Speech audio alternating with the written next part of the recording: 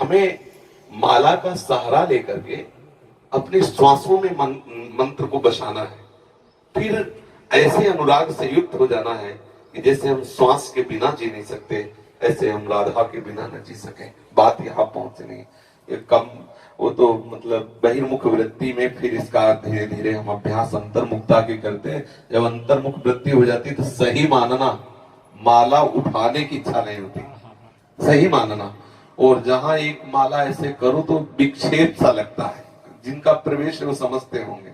जैसे आप बैठे हो, प्रतिपल मंत्र का ध्यान हो रहा, आप ध्यान पूर्वक डूब रहे हो, अब उसमें प्रत्येक गुरिया सकलाना, उसको सुमेरवाने पर गिनती किस लिए सकलाना, ये सब बाधा सी लगती है। पर शुरुआत में अगर आप ऐसा करोगे तो आप वहां नहीं पहुंच पाओगे।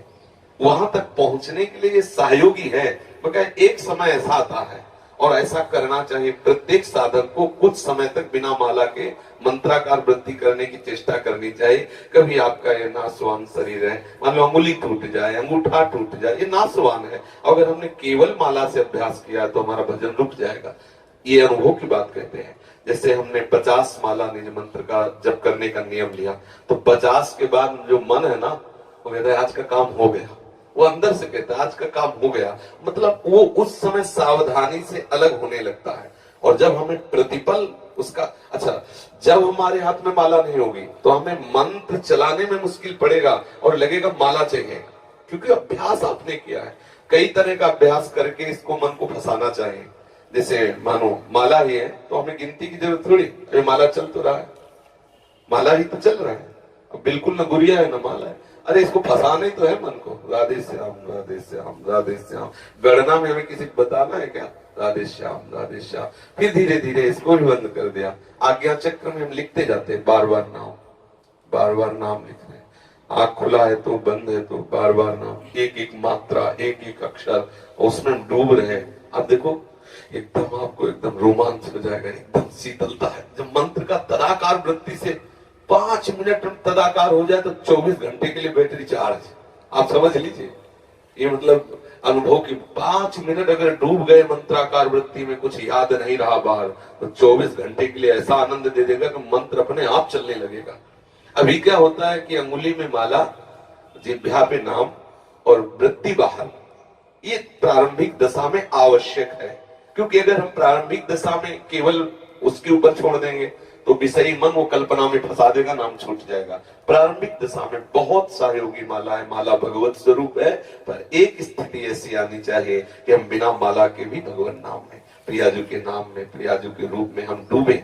ये प्रेम रस की वृत्ति आने के लिए थोड़ा सहयोगी है, लेकिन पूरी वृत्ति माला में ही केवल ना लगाते।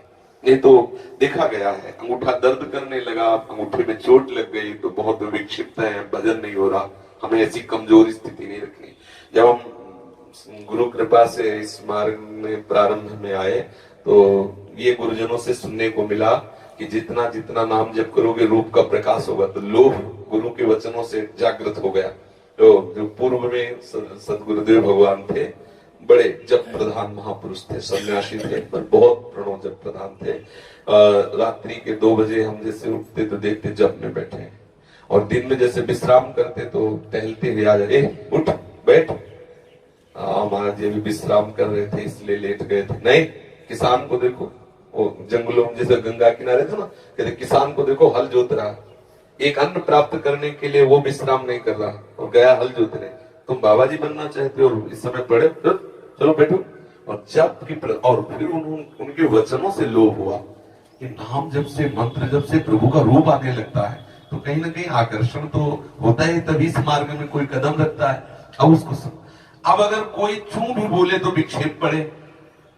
फिर सदगुरुदेव भगवान से कहा कि कहीं कुछ बज रहा है, कहीं कोई बोल रहा है, कहीं कोई आवाज आ रही तो मन बहुत विक्षेप, तो उनका इस पर सुधार करना है। हमें कहीं विक्षिप्त नहीं होना, कहीं उस संगीत आदि बज रहा तो एकदम विक्षेप होता। फिर हम साउंड पे खड़े होकर भजन शुरू किया। जैसे हम ब्रह्मांड में कहीं गाना चल रहा तो वहीं खड़े हो गए, बार बार वृत्ति, मंत्राकार वृत्ति टूटने न पाए। थोड़ी देर परेशानी होती, फिर धीरे धीरे टीवी चल रही, बैठे मंत्राकार वृत्ति।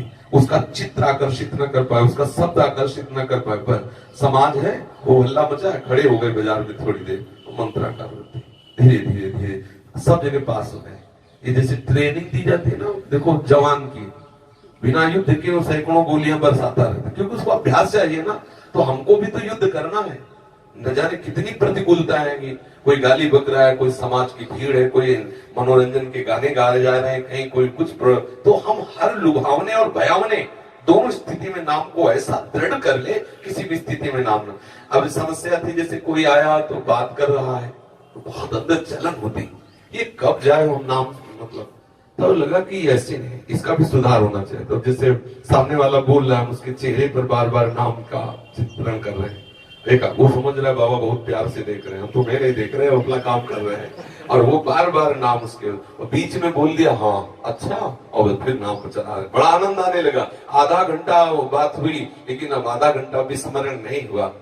अगर बोलना है तो कोई सूक्ष्म बात भागवती बोल दो, चुप रहो, सामने वाले बोलने दो, और अपने अपने बस अपने चलने चाहे। धीरे धीरे ऐसी स्थिति आने लगती है कि आप शयन कर रहे हो, उठे, मंत्र चल रहा है, बड़ा आनंद। ये जो तंद्रा में भजन होता है ना, बहुत सुखद होता है। नाम सो रहे, नाम जग रहे, इस स्थिति का जो भजन बड़ा आह्लाद, ये वही समझते हैं जो अच्छे साधक भजन में लगे। एक स्थिति होती है, न सो रहे न जग रहे, चेतना भी है और बाहर की चेतना भी नहीं, मंत्राकार वृत्ति है या भागवती चिंतन में एकदम डूबा हुआ है। तभी संत जन प्राय कई कई घंटे पड़े हैं, लेकिन उनको नींद में थोड़ी हो, संत सोता नहीं है। जो भागवतिक महाप्रभु सोते नहीं है, उनका हृदय निरंतर भजन परायण रहता है। आंख मुंदी हुई, हो सकता है तुम्हें लगे कि सो रहे, लेकिन वो सो नहीं रहे। हाँ बिल्कुल पक्की बात, अभ्यास में कमी नहीं रखनी चाहिए। माला में गांठ लगी है कि नहीं लगी, उससे क्या होगा। आप दोनों तरह की माला रख लो सिराने, देखो क्या होता है, क्या होता है। माला रखने से केवल काम नहीं चलेगा, अंदर भजन करने से काम चलेगा। हम निरंतर भजन परायण रहे।